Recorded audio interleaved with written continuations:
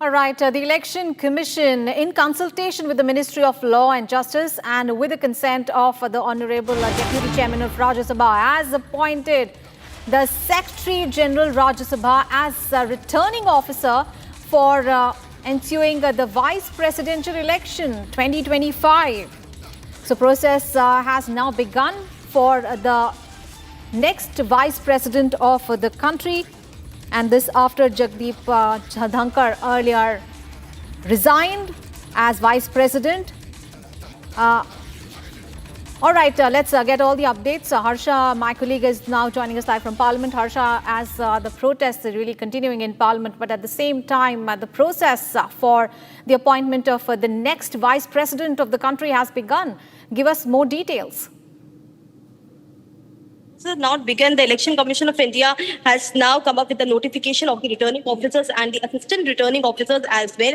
So I have to tell you that the next notification which will be coming, which everyone is waiting for, is the notification of the date of nomination, date filing of the nomination, and the last day for taking out the name. So the dates have now to be announced by Election Commission of India, because that becomes very much important. Once the dates are out, the political parties will gear its exercise to nominate the candidate for the Vice President position, because it's not the only BJP but also the opposition. There will be the candidate for the Vice President. There is a proper process of voting itself, and that is the reason why now while a process is gearing up for the election of the new VP, and also we are expecting that in this monsoon session only a concrete date for the election of the Vice President will be out soon. Back to you. Absolutely. And also give us the details of how the entire process goes, because there is a window. It's a window of about 60 days, which means by September 19th, this entire process must be done.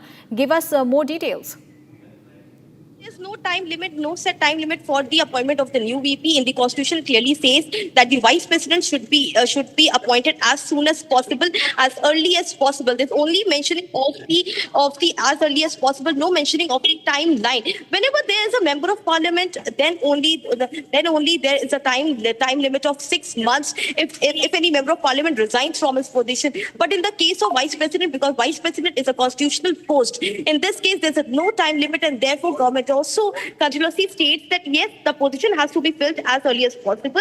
But right now, Deputy Chairman Harivansh Rai has taken all the work of the chairman of the former Vice President Jagdeep Dhankar in the Parliament. We can clearly say that. But yes, the new VP has to be appointed. The sources in the Parliament and outside the Parliament have told us that in this monsoon session only the size of the name of the new VP for candidate for the new VP from BJP and opposition will be out. And simultaneously, there will be notification from Election Commission as well, where the date of the election will come out, the date of filing of nomination will come out, and the date of taking back of the name will also come out. Like any election happens in the country, and the same way the Vice President election is also concerned, there will be two names, one from the side of the opposition candidate, one from the side of the NDA candidate will be there, and also sources and probables are also running around exactly who could be the new VP. But yes, we can say that in a month or two, this exercise will be completed, and as soon as possible, the country will get its new Vice President.